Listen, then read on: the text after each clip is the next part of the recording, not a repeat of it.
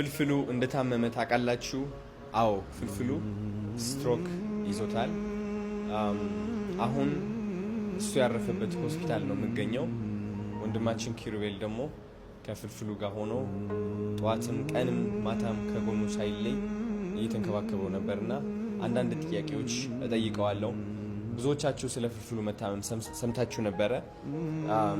ግን አሁን ባሉት ሲቹዌሽኖች የሱ ነገር ተረስቶ ይገኛልና ትንሽ አቴንሽን እንዲያገኝ ስለፈለኩኝና ለፍልፍሉና ለቤተሰቦቹ እንድደርስላቸው ስለምፈልግ ነው ይህ ቪዲዮ እየለቀቁት ያለሁት። ፍልፍሉንም አስፈቅጄ ባለቤቱንም አስፈቅጄ ማለት ነው።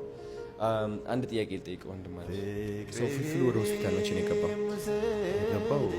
ቅዳሜ ዕለት ማታ ቤት ሆኖ ነው እንትን የተደረገው። ስትሮክ ያጋጠመው ቀረጻ ላይ እያለ ነው። ቀረጻ እያረገ ከዛም በኋላ ራሴን አመመኝ አለ። ወደ ማታ አካባቢ ልክ ራሱን መቆጣጠርና መሸከም ሲያቅተው ቀጥታ ወደዚህ ስመጣ ዳይሬክት ወደ ምርመራው ሲገባ ስትሮክ ባለበት እዚሁ እንዲቆይ የተደረገ አሁን ወደ 20 ቀን ሆኖናል እዚህ ካለም ማለት ነው። አሁን እንዴት ነው? እየተሻለው ነው ወይስ እየባሰበት ነው? እስኪ ትንሽ አስረዳኝ። ምክንያቱም አሁን ውስጥ ያለው ከሱ ጋር ያጋጠመው ነገር ትንሽ ቮሚት አደረገና ከዛ በኋላ ወደ አይኑ መገልበጥ ጀመረ።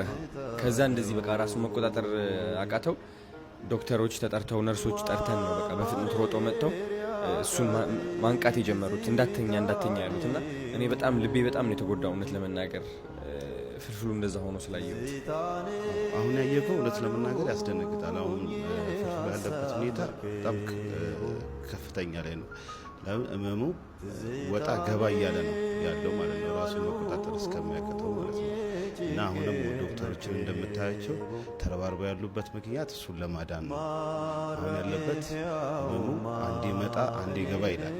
ስለዚህ በጣም እንክብካቤ ያስፈልገዋል። የሀገር ባለውለታ ነው፣ ብዙ ነገር ያደርጋልና ለሱ ብዙ ነገር ያ አሁን እንግዲህ ከፍልፍሉ ክፍል ወጥተን ያለ ነው። ምክንያቱም መመለስ እንችላለን። እኔ ነው የምፈልገው